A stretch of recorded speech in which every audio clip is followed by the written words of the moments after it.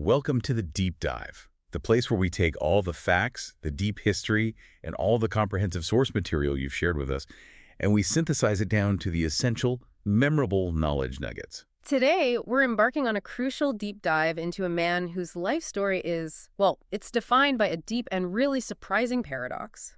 Paul Walker. His public identity was just cemented by that high-speed, glossy world of Hollywood blockbusters. Totally. The action star. Right. But our sources reveal this whole private existence, one dedicated to, rigorous discipline, profound academic curiosity, and real hands-on global humanitarian work. That's right. For so many people, he is Brian O'Connor, the star of the Fast and Furious franchise, full stop. Exactly. But our mission today is to move entirely beyond that image, that blockbuster icon, to fully understand Paul William Walker IV. You know, the man born in Glendale, California back in 1973. We're looking at a life marked by these unexpected dualities, someone who seemed to master both the, chaos of action stardom and the calm focus needed for scientific marine research. It's quite a mix. It really is, and we'll be trying to connect those seemingly disparate threads of his life today. We'll trace his deep family roots, some of them kind of violent, actually, in combat sports and auto racing. Right. We'll track his winding career path, from being a literal toddler model to a global film star. Yeah. And maybe most importantly, explore these intense, dedicated passions he pursued privately, becoming an advanced Brazilian jiu-jitsu practitioner. Which is amazing in itself. Totally. And an active marine biologist and co-founding that powerful global aid organization, Reach Out, worldwide. And then, unfortunately, we have to dedicate substantial time to the tragic end of his life. Yeah. The resulting technical marvel that was required to complete his final film, Furious 7. Incredible story there. And the complex, sometimes conflicting legal battles that followed. Just to give us that complete view of his powerful and I think truly unique legacy. Sounds good. Okay, let's unpack this fascinating journey. Tag I, early life and the athletic mechanical roots. When you look at Paul Walker's public image, you see the California surfer look, the fast driver persona.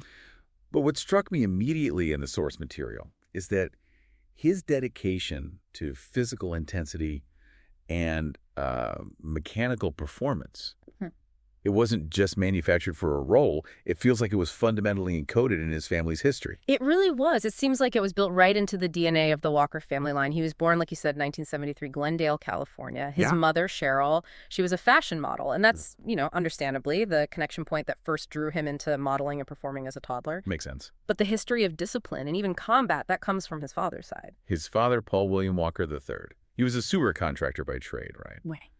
But his background was rooted in amateur boxing. Yeah, and seriously rooted. The sources specifically note he was a 2-time Golden Gloves champion. Wow, okay. That isn't just a casual hobby. That requires immense discipline, training, real mental fortitude. Definitely, and that heritage goes back even further. It does, another generation. His paternal grandfather was also a boxer, known by the nickname Irish Billy Walker. Irish Billy Walker. Love it. So you've got this lineage of physical intensity, right? And the necessity of personal discipline. It really sets a foundation that I think we see reflected later in his commitment to martial arts. But then there's the other side of the coin. The mechanical, the competitive element that would end up defining his most famous work. We learned another paternal grandfather raced factory cars for Ford. Yeah, during the 1960s. That's incredible. That detail just connects everything, doesn't it? It really does. It means that long before Paul Walker was playing a character obsessed with imports and street racing, he had a direct relative involved in professional high-stakes American auto racing with Ford, a major manufacturer. So that deep ingrained connection between the Walker family and car culture was absolutely authentic. It wasn't just acting. Not at all. So we see this disciplined athletic heritage, but his upbringing was also influenced by religion, apparently. He was raised Mormon. Raised in the Mormon religion, yeah. Though the sources say he later transitioned as an adult, identified as a non-denominational Christian. He graduated from Village Christian School in 1991. Okay. And here is the major pivot point. The first real hint of that intellectual curiosity that ran parallel to his physical life. After high school, he didn't immediately jump into, full-time acting coaching or try to move to New York or anything. Right. What did he do? He attended several community colleges throughout Southern California, and he chose a pretty demanding academic path majoring in marine biology. Marine biology. That detail is so crucial because it foreshadows everything we'll talk about later. Exactly. It's the action star committing to the patient, technical rigor of studying deep-sea life. I find it kind of difficult to reconcile the high adrenaline demands of his career with the slow, meticulous patience needed for, real scientific study. I think it highlights a man who really needed balance.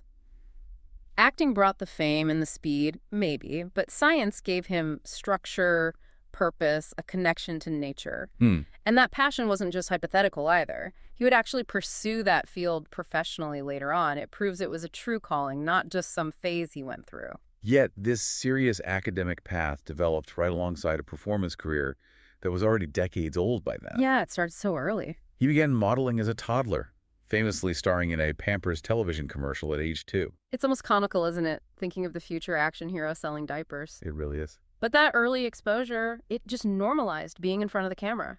Set the stage for everything that followed. He kept doing commercials, like one for Showbiz Pizza in 1984, just establishing a working rhythm really early on. And the small screen roles started appearing pretty consistently after that in the 80s, which seems typical for child actors working their way up. Definitely. He was in the fantasy drama Highway to Heaven for a couple of episodes. Oh, yeah. And secured his first major leading role in 1987 in a sitcom called Throb. Throb, okay. So that early trajectory just shows a working actor building a serious resume way before the 21st century hit. We learned he was definitely active in television throughout the 80s and early 90s, too. Even appeared on a game show, I'm telling. Yeah. With his sister Ashley back in 1988. They finished second, apparently. That's great. It's a very typical long path, a child actor working consistently across multiple genres, commercials, sitcoms, game shows. All of that was foundational, I think, for handling the later rigors of feature film production, Act 2, the climb to leading man status. So that consistent TV work, that eventually led him into the soap opera world, right? Which for a lot of actors in the early 90s was kind of the ultimate testing ground. Build a fan base, prove you can stick around.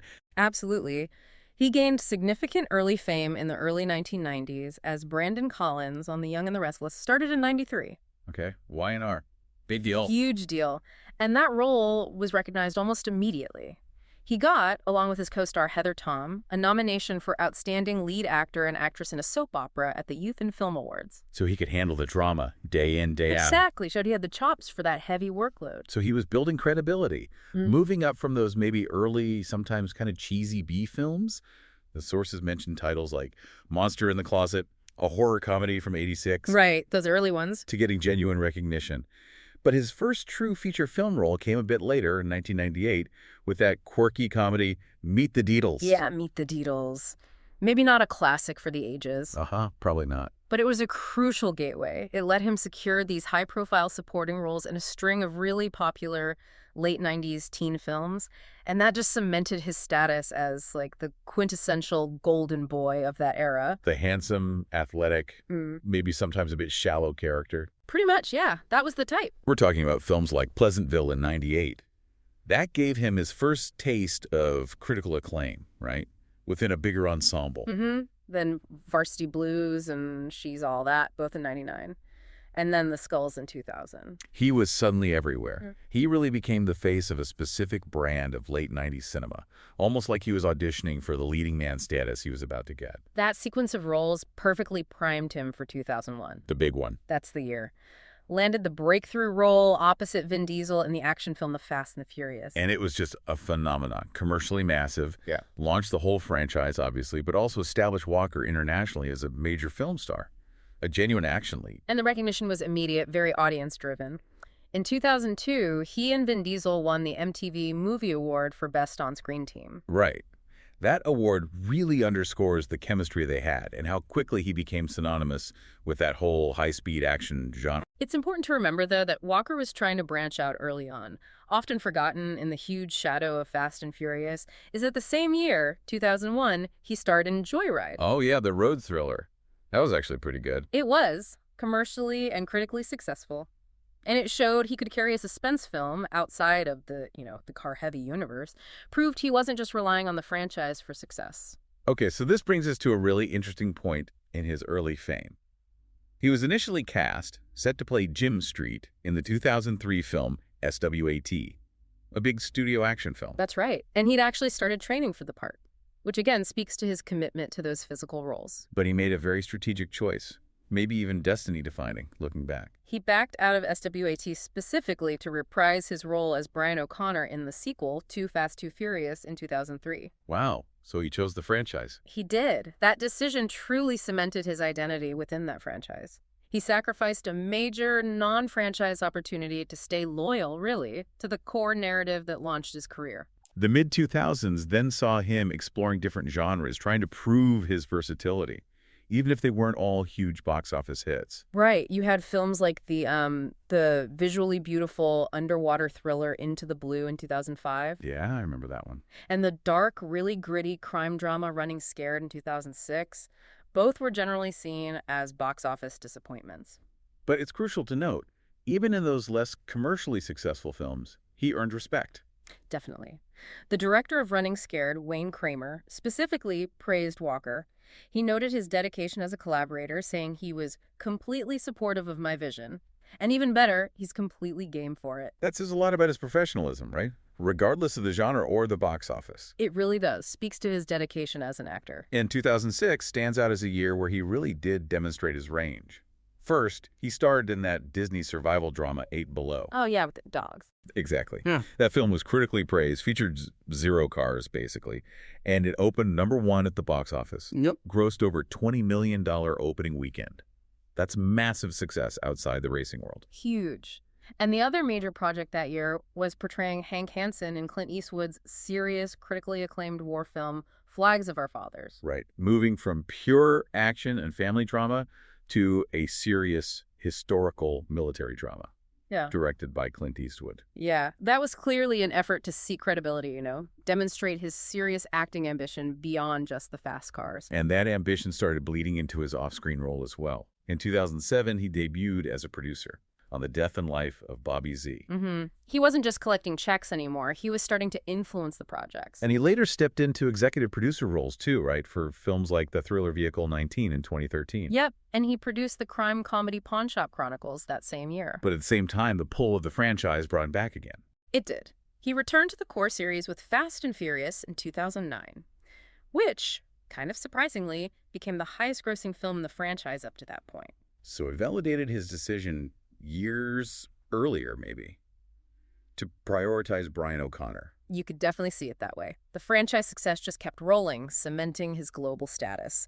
Led to more nominations, awards, including his second MTV Movie Award for Best On-Screen Duo with Vin Diesel for Fast and Furious 6. And in a kind of wonderful nod back to his earliest days, he even made a modeling comeback. Yeah, in 2011, appeared as the face of the Cool Water fragrance brand. Huh, full circle? Pretty much. He was successfully weaving together all these aspects of his life and career: serious drama, action star, model. But the move that really consolidated his behind-the-scenes influence, the one that suggested a long-term strategy, was founding his own film production company, Laguna Ridge Pictures, in 2012.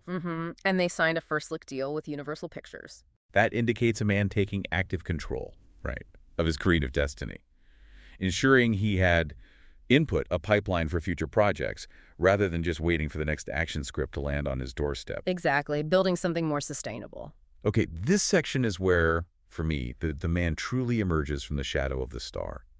It's honestly astonishing to realize how high a level of mastery he achieved in fields completely unrelated to acting. Yeah, it's remarkable. He wasn't just dabbling, he was committed to excellence. The most immediate example of this intense dedication is probably his pursuit of Brazilian Jiu-Jitsu, BJJ. Right.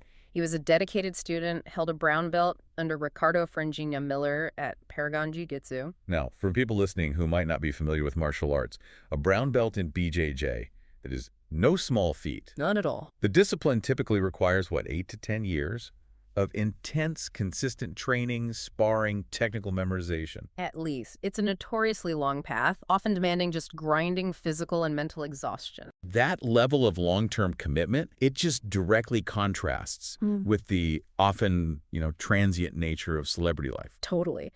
And here's the detail that truly speaks volumes about the depth of his character and commitment. He was posthumously awarded his black belt by Miller, Wow. That is the highest honor in the sport. It confirms that his instructor believed he had fulfilled all the necessary requirements, that he'd earned the rank before his death. It's just a powerful statement about the level of discipline he maintained throughout his life, regardless of his filming schedule. Amazing. Now, connecting that physical discipline back to his family history, the car enthusiast side was equally serious, wasn't it? Oh, yeah. He wasn't just performing stunts for the movies, he was a competitive racer. Really? The sources confirm he competed in the Redline Time Attack racing series. He drove a professionally prepared BMW E92 M3 for the AE Performance Team. Okay, Redline Time Attack. That's not just messing around on the street. No. It's a high-precision competition. Drivers race against the clock for the fastest lap time on a closed circuit. So it requires precision, mechanical understanding, consistent performance under pressure. Exactly. It's like the ultimate combination of his heritage, right? The focus of a boxer combined with the mechanical rigor of that Ford factory racer grandfather. And this passion wasn't just personal, it was also a business venture. Right. He co-owned, always evolving, a high-end vehicle performance shop in Valencia. His close friend and fellow racer, Roger Rodas, served as CEO. So this was a man deeply immersed in the engineering, the modification of high-performance vehicles. Definitely. And his commitment extended to collecting, too. Our sources confirm he maintained a large collection, about 30 cars, many co-owned with Rodas. And this wasn't just for show. No. To put a monetary value on the seriousness of this collection, 21 vehicles from it were sold for a combined $2.33 million at an auction in 2020. Whoa. Okay. This was a serious, significant personal investment in automotive culture. Absolutely. And the most iconic personal item, he actually owned the R34 Nissan Skyline GTR V-Spec that he drove into Fast 2 Furious. You own that car. Yep. That's the kind of dedication that just transcends celebrity endorsement. He clearly considered these cars essential pieces of his personal and professional identity. But perhaps the most compelling facet of his hidden life, for me anyway, is that marine biology dream he first explored back in community college. Yeah, that passion just didn't fade. It wasn't a fleeting interest at all. In 2006, he acted on this passion, joined the board of directors of the Billfish Foundation. Right, a conservation group dedicated to protecting species like marlin and swordfish. But he didn't just stop at board meetings. He turned that dedication into a really deep, tangible experience. He fulfilled a lifelong dream, basically. Starred in that National Geographic Channel series Expedition Great White, later retitled Sharkmen, premiered in June 2010. And the specifics of this expedition really highlight his scientific commitment. This wasn't just celebrity tourism like showing up for a photo op. Not even close. He spent 11 days catching and tagging 7 great white sharks off the coast of Mexico. 11 days. Doing what exactly? Rigorous scientific research. Gathering DNA samples, taking precise measurements, fastening these real-time satellite tags to study their migratory patterns over a 5-year period, specifically focusing on migration routes linked to mating and birthing. The sources stress how technical this work was. I mean, imagine the patience, sitting in a boat, waiting, then executing a precise capture and tagging process on a powerful predator like a great white. It's pretty much the antithesis of the 90-second quarter-mile drag race, right? Exactly. That juxtaposition of patient scientific rigor and explosive action stardom. It just tells us so much about the two halves of his personality. And then there is his profound commitment to global humanitarian work. Reach out worldwide. Rotary WW. His commitment to global aid led him to found that nonprofit charity with his financial advisor, Roger Rodas.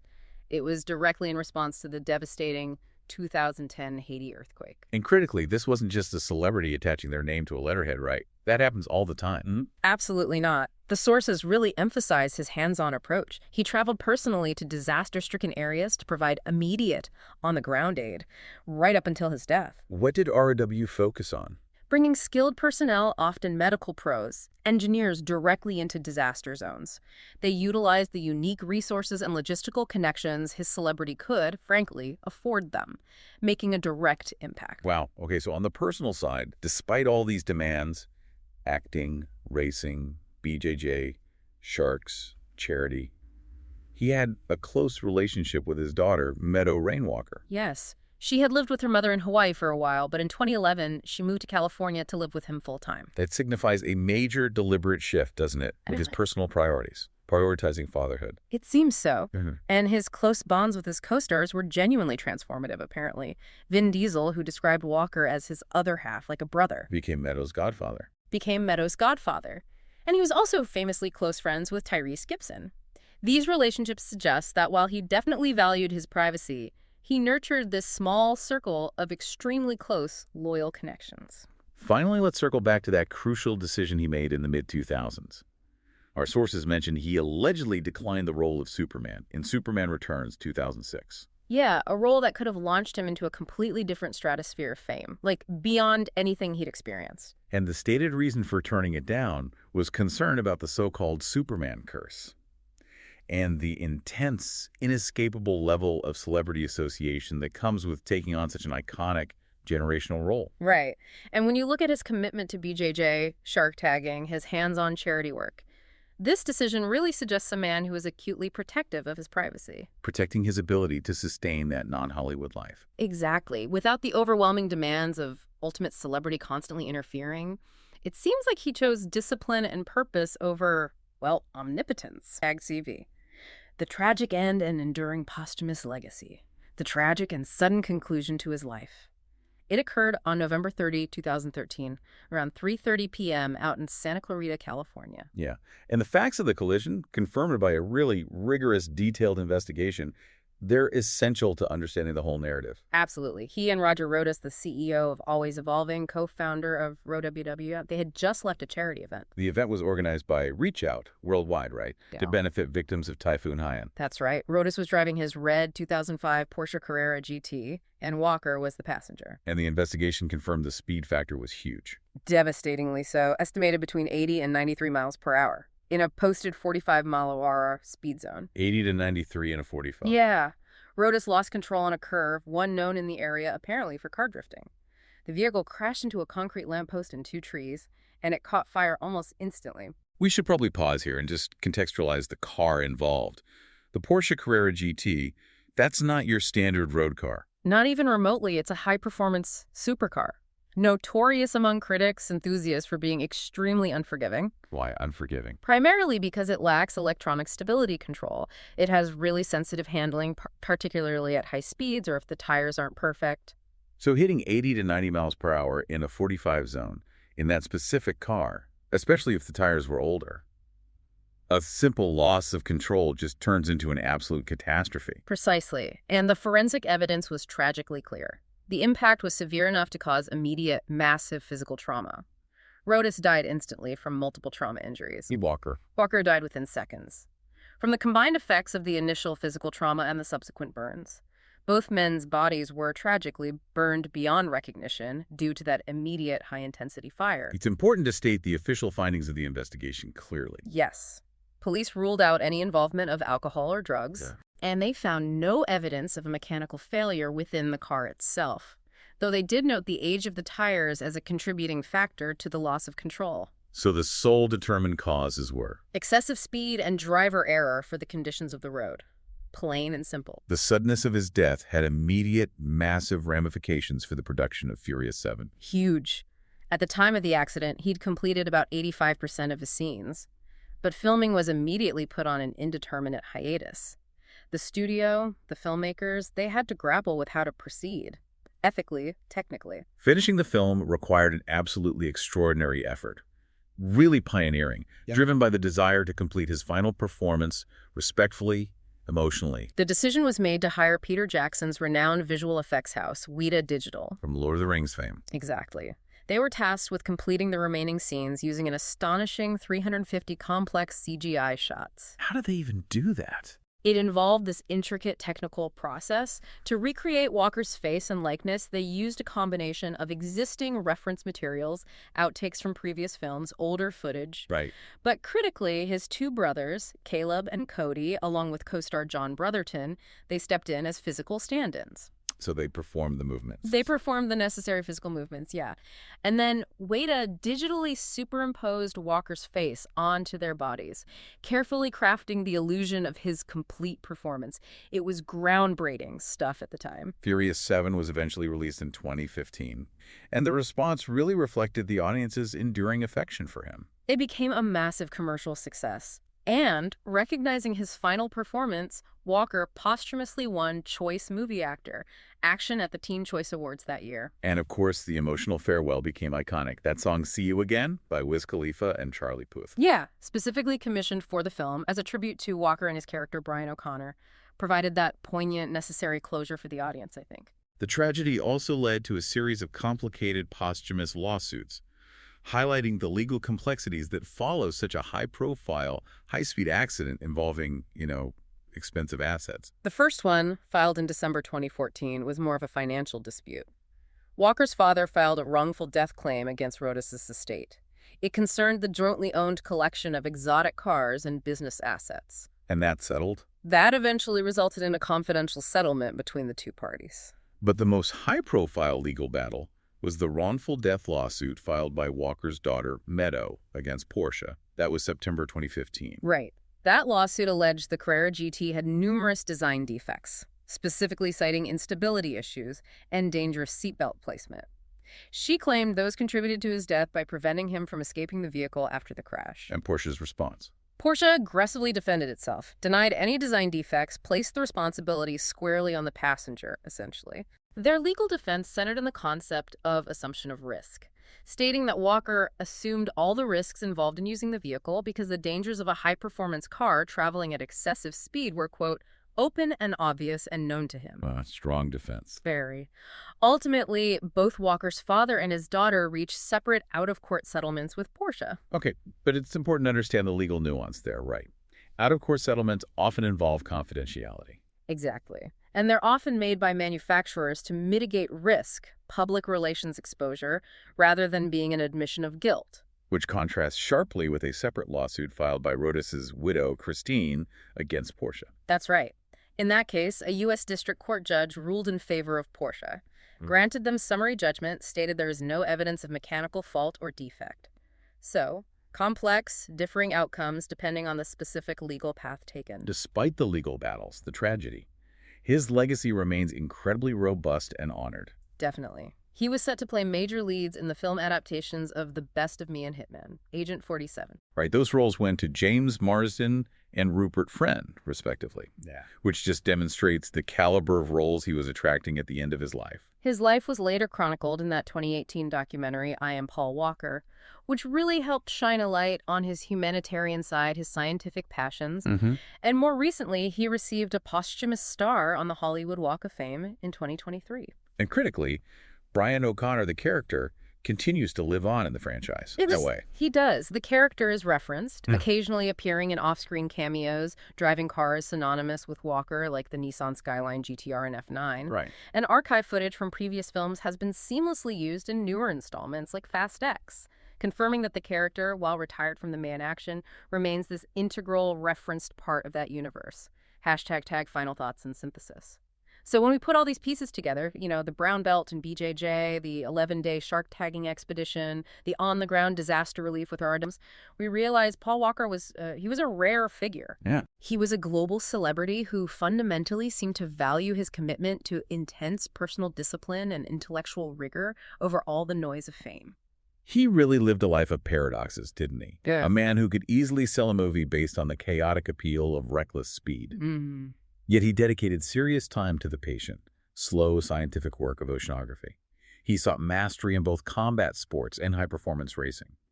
His life was just so much deeper than his most recognized role ever suggested. And the enduring, really poignant aspect of his legacy, as our sources tragically confirm, is that tension between his absolute dedication to the high-performance automobile world owning race cars, a tuning shop, and the devastating fact that excessive speed and the specific demands of his chosen vehicle played the primary role in his sudden premature death. Yeah. It's a powerful narrative about how passion and danger can sometimes intertwine fatally. Okay, so here is a final nugget of knowledge for you listening to Ponder.